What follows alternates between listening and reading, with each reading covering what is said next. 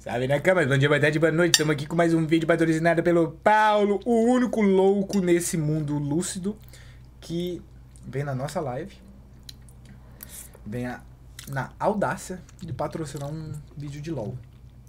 Esse jogo ruim, vagabundo, Caralho! que tem uma história que salva. Mas, Paulo, muito obrigada pelo patrocínio, ajuda demais o canal. Darkin, Origem, Ascensão. Você não vai agradecer o Paulo, não? Muito obrigado, Paulo. Quer dizer, agradecer o Paulo nesse vídeo aqui é sacanagem, né? Que o Paulo... Tô zoando. Paulo, muito obrigado. Mas você lembra do Darkin que a gente reagiu? Explique rapidão só pra eu pegar. É Hest o nome dele? Que é um machado.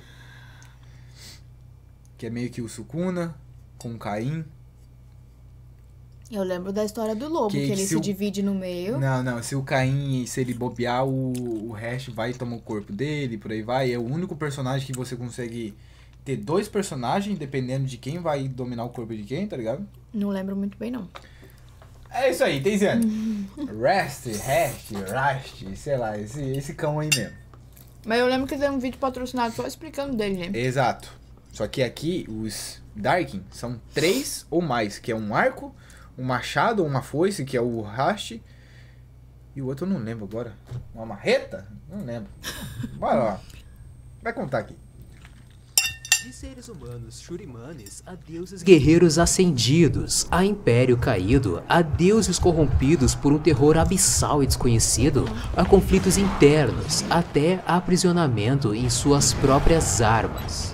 Os Darkin são uma raça de deuses humanos que sofreram muito até conquistarem a sua liberdade, entre aspas.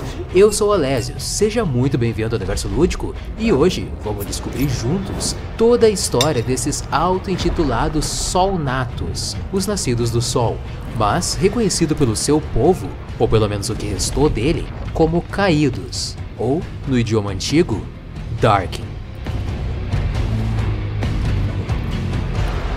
Piloto, tá?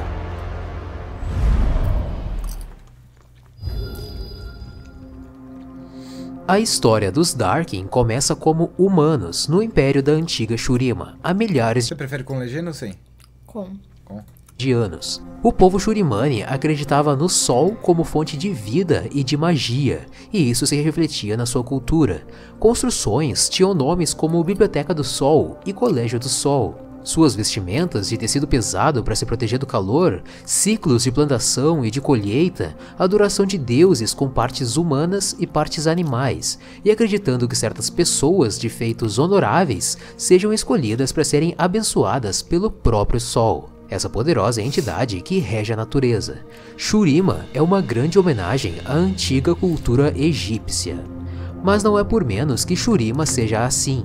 Ela nasceu ao redor do disco solar, um monumento mítico sem uma origem registrada, mas que através dele muitos feitos considerados divinos acontecem. É através do disco solar que é possível fazer o ritual de ascensão, de um ser humano mortal para uma espécie de deus artificial, Sukuna! Os Ascendentes. Sukuna! Nesse ritual, acontece uma grande concentração de energia solar e ao invés de queimar o corpo da pessoa escolhida, ela é abençoada com uma poderosa centelha divina e passa por algumas transformações. Caralho. Seu corpo e mente refletem habilidades de animais. Por exemplo, o Nasus sempre foi uma criança intelectualizada, muito focada em livros, e ele cresceu como um grande general tático. Muitas guerras foram vencidas pela sua estratégia, e ele sempre ordenava para manter a cultura daquele povo dominado, porque ele tinha muito apreço e muito respeito pela informação, pela sabedoria e pelas bibliotecas construídas dos outros povos. E o Nasus foi tão importante como um general e tão adorado como um sábio que ele teve a sua própria biblioteca erguida, a Biblioteca de Nasus.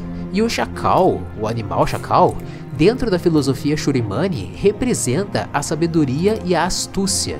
Então, no leito da sua morte, o Nasus foi escolhido pelos sacerdotes do Sol para passar pelo ritual de ascensão, e a transformação dele foi em um chacal humanoide, porque a construção da sua vida refletia sabedoria e astúcia, bem como um chacal.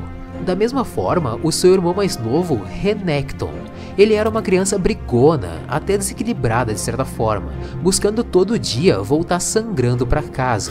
E o Nasus alistou seu irmão mais novo no exército Shurimani, para ver se assim ele ganhasse, né, disciplina e um novo foco além das brigas. Então, o Renekton cresceu como um grande oficial de guerra, e fazendo a frente de batalha, motivando os soldados a sempre avançar e nunca desistir, e ele se tornou uma lenda em Shurima e até mesmo nos povos em que ele venceu, assim como o seu irmão.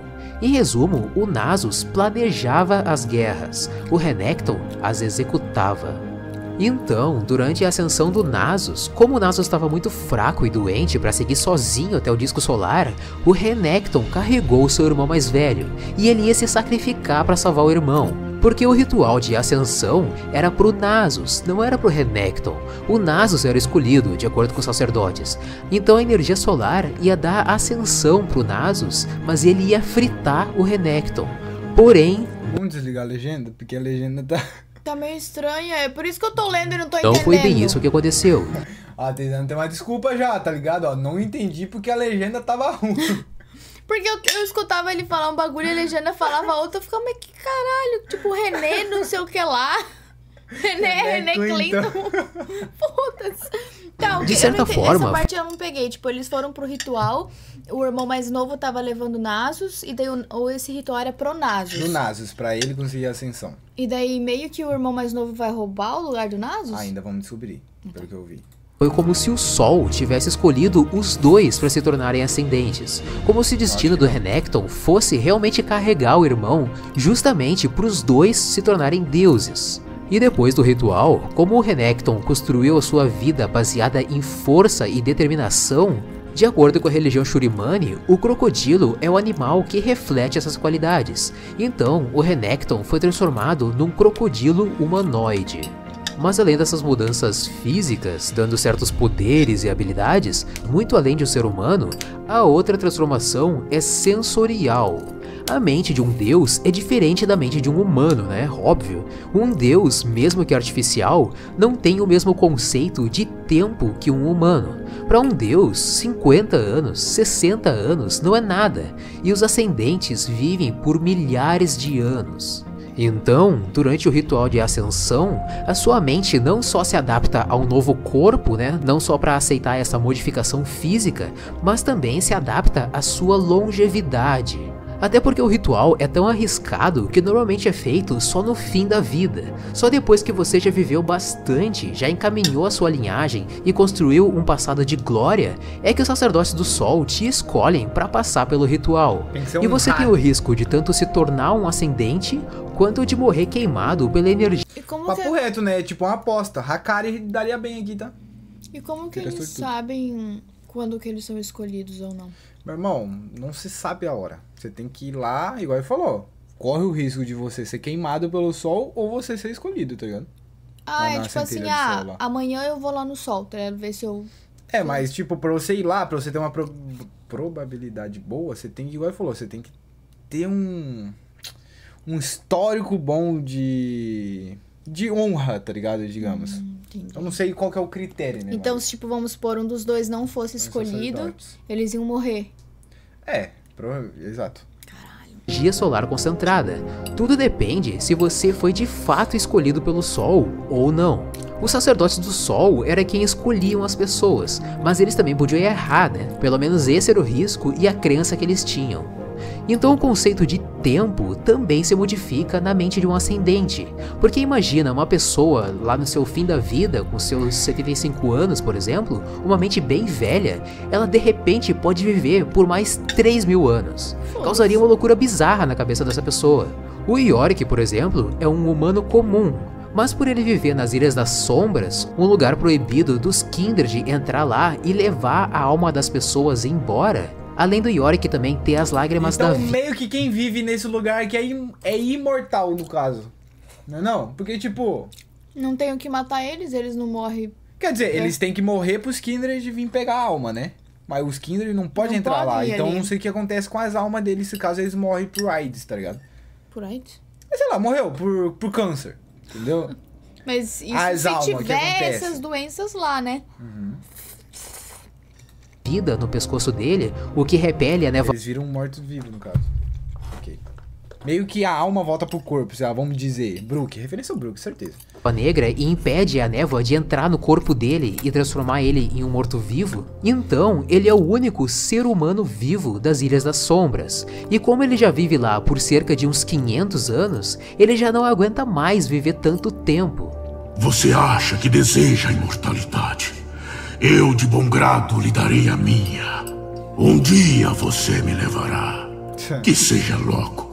Conte-me sobre o além.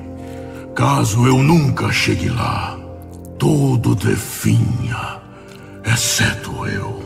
E isso porque ele não tem uma muito cabeça foda preparada pra viver tanto tempo. Claro que só viver ao lado de mortos e não encontrar ninguém vivo pra conversar também deve ser bem triste. Se pudessem ver o que eu vejo, Eu pensei que tinha mais pessoas, mas é desejariam só a ele, então. morte. Bom, mas sendo assim, os ascendentes descobrem a sua prepotência.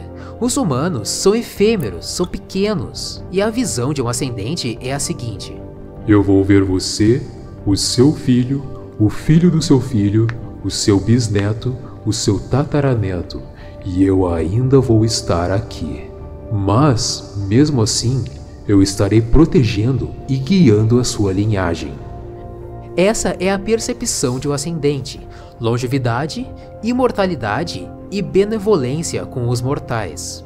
E adorados pelos humanos, quando em vida eles já eram lendas, eles já eram pessoas consideradas quase míticas, de tão heróicas que eram suas histórias, que na hora em que eles se tornam deuses, é como se a personificação da mitologia se tornasse realidade. Então os ascendentes lideravam os exércitos das campanhas de Shurima, e os Shurimanes tinham certeza absoluta de que eles venceriam todas as batalhas e dominariam todos os povos, porque afinal, os deuses estavam do lado deles.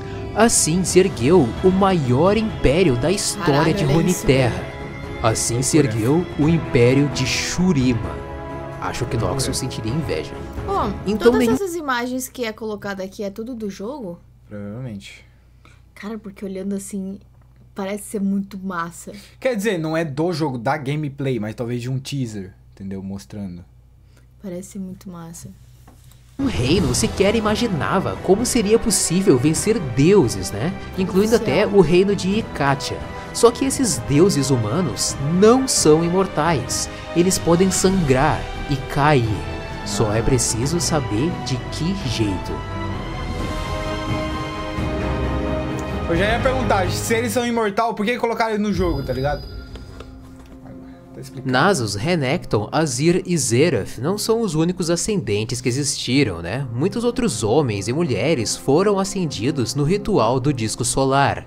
Entre eles, Atrox, Rast, Varus e uma mulher considerada pelos próprios ascendentes como a Imperatriz do Sol, Setaka, a Rainha Ascendente.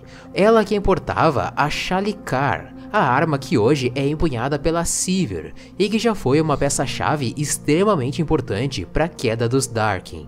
Ela que liderou os ascendentes nessas campanhas de guerra Shurimani. Ela era vista pelos ascendentes como sua rainha, assim como os humanos enxergam adoração pelos deuses guerreiros. E depois de muita soberania Shurimani, enquanto alguns povos se sentiam completamente derrotados e se rendiam ao poder dos deuses, aceitando se tornarem escravos e pagando impostos a Shurima, outros reinos não se entregariam tão fácil a esse autoritarismo.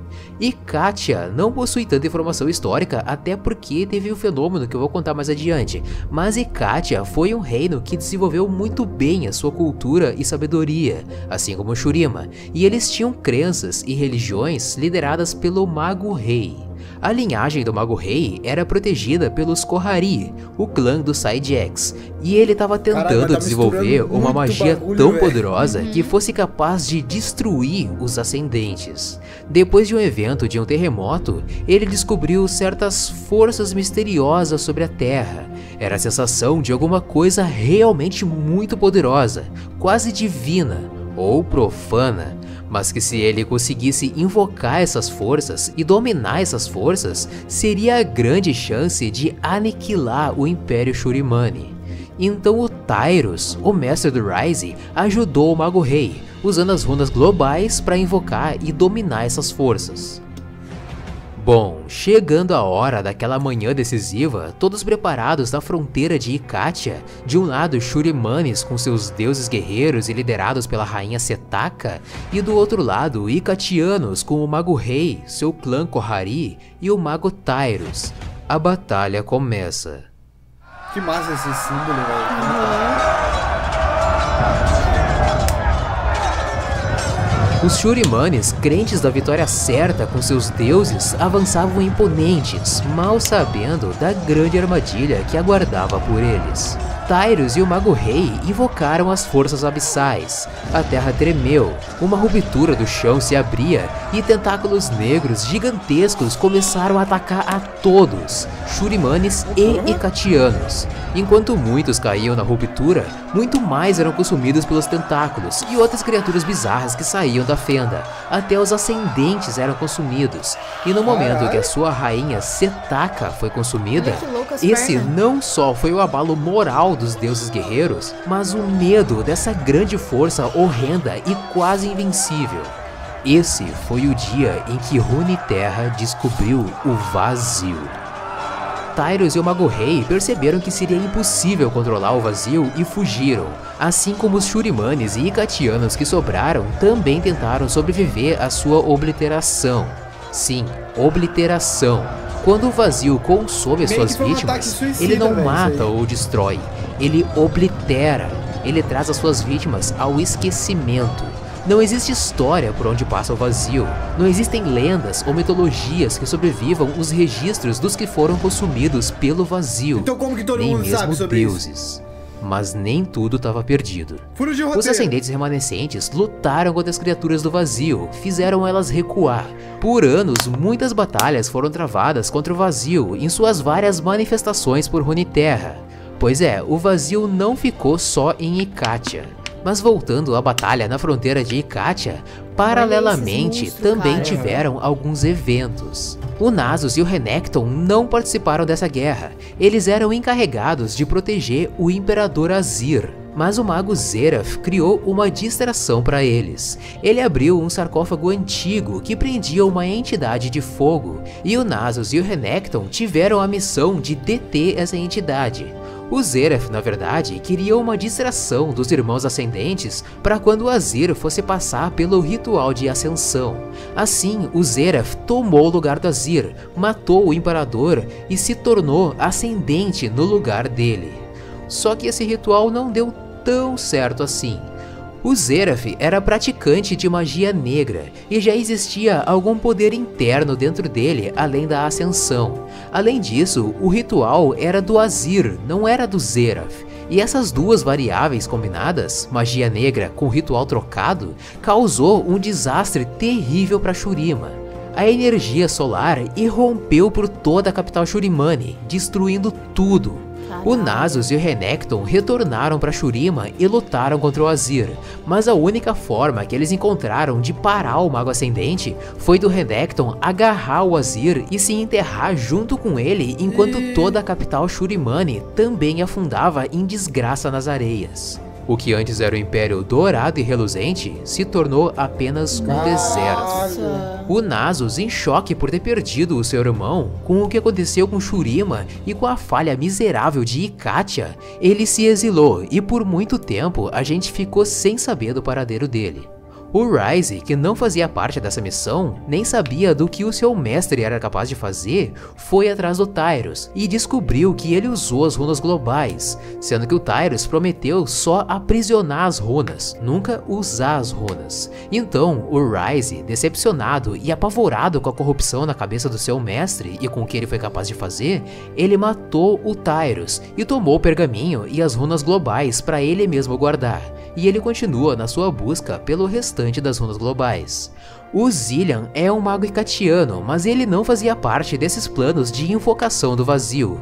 Ele era recluso nos seus estudos sobre passagem no tempo, e quando aconteceu o desastre, ele na sua torre imediatamente conjurou uma magia temporal para adivinhar todos os finais possíveis dessa guerra. Hoje, o Zilean não está atrelado a nenhum tempo, mas a todos ao mesmo tempo, buscando o ponto certo para retornar e tentar desfazer esse cataclismo de Ikatia. Lembra daquela missão de distração do Nasus e do Renekton?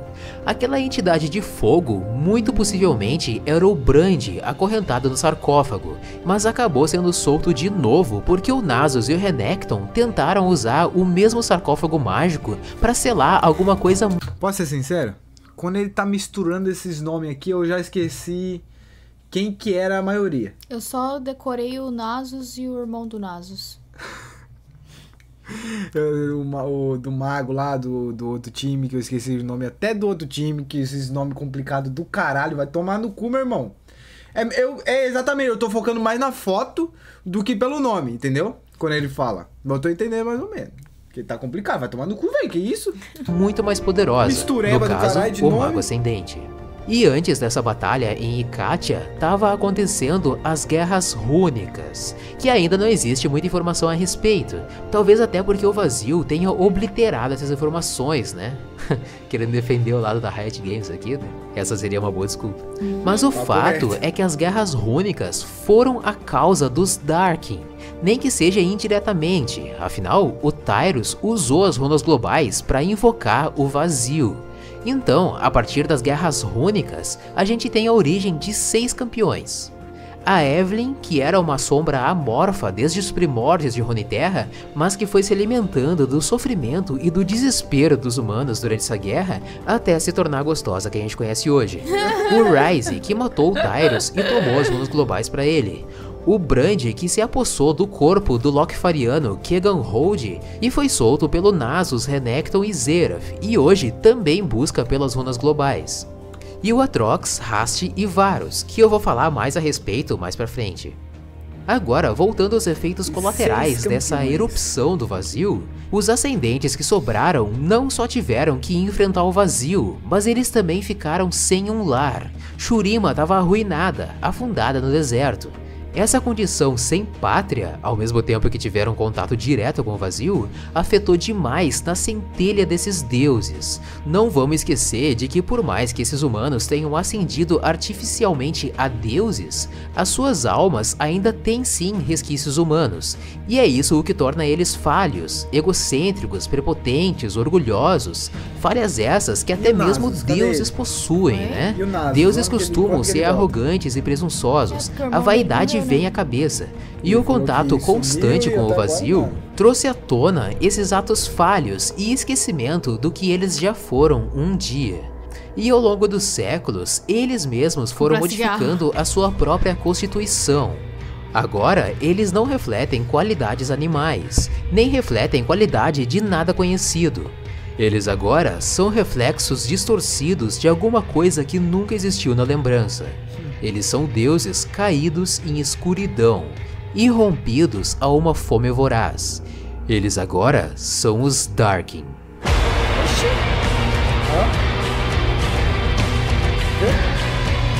Qual é o nome daquele lobo e aquele outro lá que se partiram no meio? Os Kindred. Ah, tá, não, eu confundi com eles.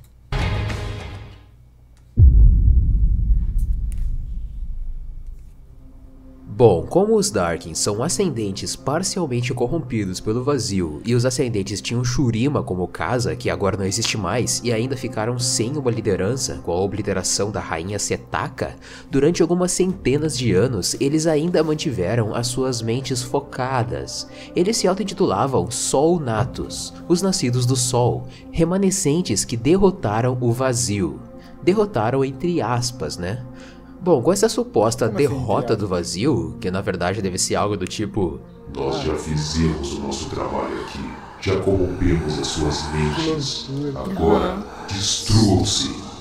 Os ascendentes ficaram perdidos depois cara. disso, não tinham foco, não tinha mais uma missão a cumprir. E assim, eles começaram a lutar entre si pela dominação de Runeterra. Esses conflitos ficaram conhecidos como a Grande Guerra dos Darkin. Darkin, no idioma antigo, significa caídos, porque eles já não se importavam mais com os humanos. Humanos eram ferramentas fracas e quase inúteis para servir para eles. Então, para os humanos, eles já não eram mais deuses, eles eram no máximo demônios. Mas ainda existiam alguns ascendentes com a mente no lugar. Eles estavam vivendo ali uma transição entre um ascendente completo e um Dark incompleto. E alguns ascendentes ainda tinham lembranças de Shurima e de grandes feitos contra o vazio. Outros já estavam mais pro lado caído e ambicioso de matar os seus irmãos e tomar Runeterra pra si. Foi nesse momento que o aspecto do crepúsculo desceu em Runeterra. Misha foi a escolhida. Uma menina que se engana quem pensa que ela é inofensiva. Esse é o modus operandi do aspecto do crepúsculo, para sempre ficar 10 passos à frente de todo mundo. E assim como os deuses do Monte Targon fizeram para escravizar o Aurelion Sol, eles também tinham os segredos mágicos para aprisionar os Dark. E a Misha fez o seguinte, ela aproveitou o poder de influência do Nasus, o estudioso, uma lenda entre os ascendentes, com histórico respeitável quando humano e como um ascendente também. O Nasus aceitou fazer essa aliança com o aspecto do crepúsculo e dar um fim nesses ascendentes caídos. Então a Misha foi falar com o Tanari, um dos aspectos remanescentes com forma de pantera e que ainda tinha a cabeça no lugar. Ela chegou até ele com uma mensagem do Nasus e fez o encontro dos dois. Cara, será que o irmão do Nasus vai voltar? Porque ele não morreu. Ele foi meio que afundado na areia, pelo que eu entendi lá, né? Ele tá meio que selado, vamos dizer, lá junto com o outro capitão. O Nasus se aproveitou da sua credibilidade para entregar pro Tanari a magia secreta de derrota e aprisionamento dos Darkin e convenceu ele a pôr um fim nessa guerra. A Misha, como se fosse uma ordenada do Nasus, guiou o Tanari até a sepultura da Setaka e então encontrar a Shalikar, a antiga arma da Imperatriz do Sol e antiga rainha dos Ascendentes. A Shalikar era a chave de ignição da magia, o que amaldiçoaria os Darkin. O Tanari, então, conseguiu convocar quase todos os Darkin que sobraram para uma reunião. 9 entre eles apareceram, menos Atrox, Hast e Varus. Os Darkin não se entendiam muito bem, né? Eles estavam sempre em conflito, e durante o discurso do Tanari para os seus irmãos, rolou briga e morte. Ele mostrou a Shalikar na intenção de fazer eles lembrarem da Setaka, mas o Zuyan, um dos Darkin, queria roubar a arma para si. Foi uma luta até a morte, e o Ascendente, em forma de pantera, saiu vitorioso, mas por pouco tempo. A luta é muito foda, eu recomendo que você leia o conto, sério, a morte do Zuyan é foda demais. Mas durante a luta, o Tanari usou uma magia desconhecida de teleporte, um mini flash muito parecido com a ult da Zoe, que ele aprendeu com a Misha para desviar de um golpe. Isso chamou muito a atenção dos irmãos e eles obrigaram o Tanari a confessar onde ele aprendeu isso. Shabaka e Shabaki, os irmãos gêmeos em forma de corvos e clarividentes, perceberam que a Misha não era bem essa ser humaninha inofensiva que parecia ser ajudando o Tanari.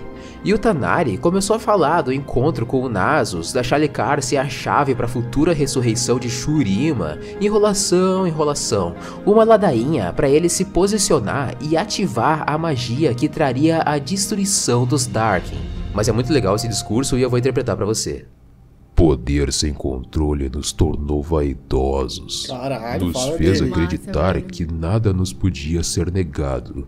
Isso nos fez maus pastores deste mundo, e nós não merecemos ser seus mestres. Outrora chamamos nós mesmos de Batalhão dos Ascendentes. Bom, e o que somos agora? Darkin? Um nome degradado por mortais que não compreendem mais o que somos, ou o que fomos transformados. Eles nos odeiam, e quando o terror do abismo ressurgir de novo, eles vão implorar pelo nosso retorno. Mas nós não estaremos mais aqui.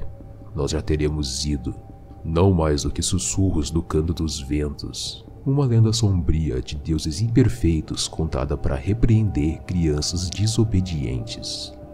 Sangrando e mancando depois da luta contra o seu irmão, juntando as últimas das suas forças, o Tanari finca a Shalikar no chão e grita: "O que o sol fez, a lua desfará!" Bum! Uma coluna ardente de fogo cai vinda dos céus como se fosse um punhal. Ela atinge os braços estendidos da Shalikar e reflete o fogo para fora, puxando os deuses guerreiros e perfurando seus peitos. Ela queima, chega bem no coração arcano dos deuses caídos e devora a magia da qual eles eram feitos. E o Tanari chorou. Chorou vendo os seus irmãos e irmãs morrendo. assim como ele mesmo definhava. Ele chorou vendo o que ele foi obrigado a fazer para libertar Runeterra de tiranias insanas de deuses corrompidos. Mas agora, paz. Graças a Deus, Não. né? A Misha pegou a Shallikar e entregou para os humanos.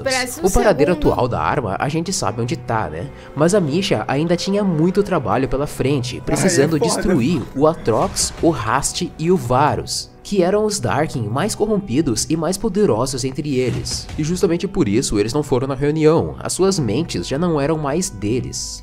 Então, buscando formas de derrotar esses Darkin, contra o Atrox, o aspecto da guerra Pantheon, que na época era uma mulher, era a Pantheon, reuniu um exército e foi lutar contra o Darkin, mas que na verdade era uma armadilha mágica, uma forma de selar a alma do Darkin dentro da sua própria arma.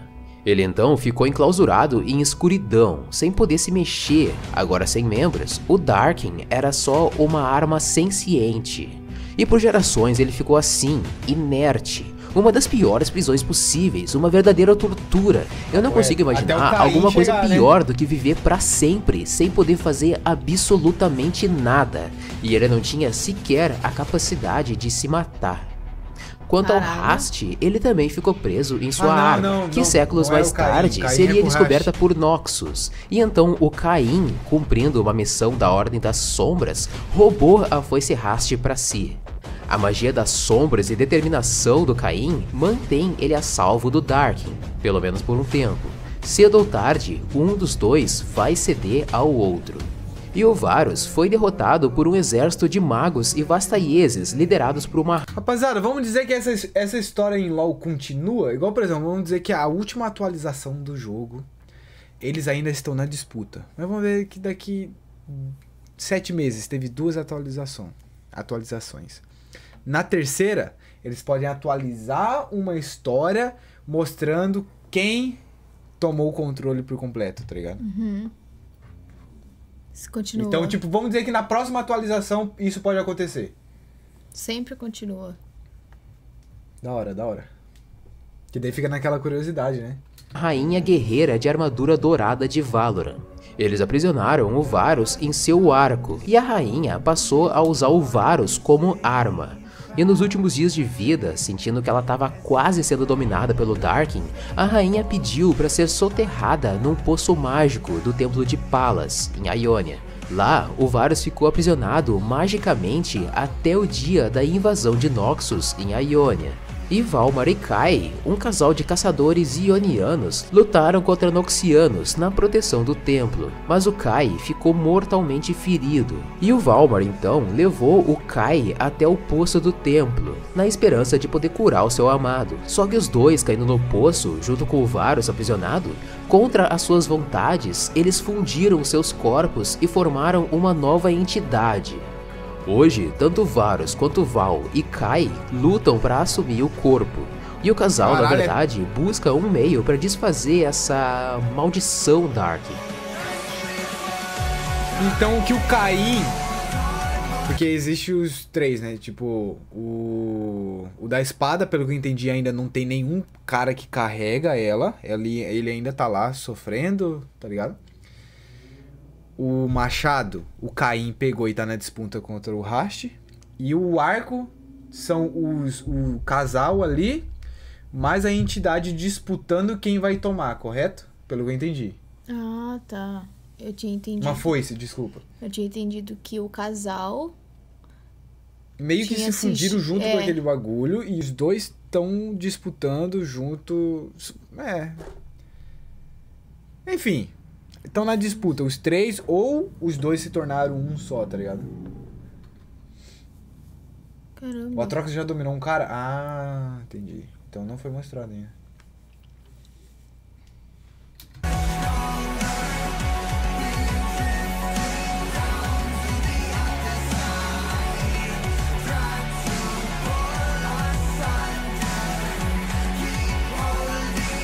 Design foda, velho.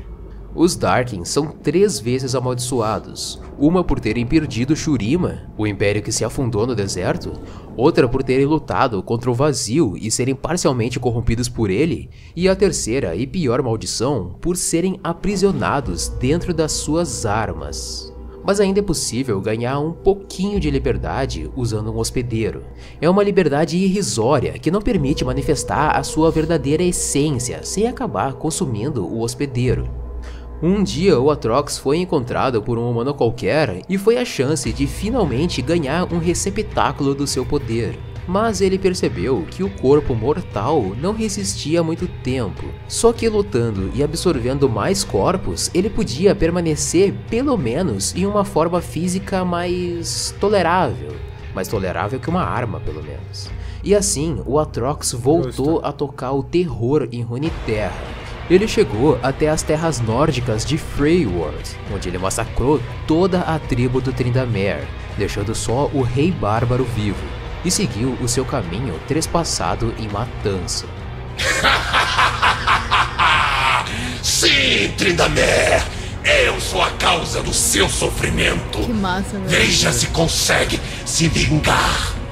Achei que você seria meu próximo receptáculo, Tryndamere! Que pena! Você não serviu nem para escravo!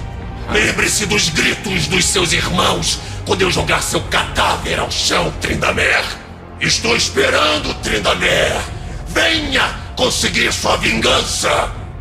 Ele percorreu o mundo buscando desesperadamente, incansavelmente, uma maneira de voltar à sua forma ascendente anterior. Mas o enigma da espada parece insolúvel. E com o tempo, ele percebeu que ele nunca mais seria liberto e nem mesmo morreria. E possuir outros corpos sem manifestar o seu verdadeiro poder, nada mais é que uma prisão um pouquinho maior do que a anterior. Então, somando toda a sua raiva e frustração, a única solução que o Atrox encontrou é de trazer o oblívio total para Runeterra, é tocar o holocausto no planeta. Essa é a verdadeira queda dos Darkin. Essa é a grande diferença de um Darkin para qualquer outra ameaça de Runeterra. Destruir Runeterra não é uma vitória para eles. Destruir Runeterra não é sequer um desejo de um Darkin. Trazer o Apocalipse é só uma medida desesperada de conquistar a sua verdadeira liberdade, entre aspas. Um apocalipse é só uma medida para finalmente chegar à sua própria obliteração, para então ter de verdade um fim. Mano, será que um dia LoL vai ter um final? Tipo, acabou o jogo, acabou a história e finalmente eles vão ser libertos? É, tipo assim, a partir de hoje não vai mais ser soltado nada. Galera, esse desenho da Misha e da Setaka, quem fez foi uma amiga minha, que é artista, exclusivamente para esse vídeo. Muito obrigado, amiga. E deixo aqui o link na descrição pro DeviantArt dela, pra quem quiser ver mais dessa arte linda. E bom, meus amigos, esse foi um vídeo com a maior compilação de informações que eu fui capaz de fazer. Eu fui capaz de juntar e entregar pra você um vídeo bem completo, pra você entender toda a situação dos Darkin e Runeterra, e um pouquinho de filosofia ali que eu acho legal colocar no jogo.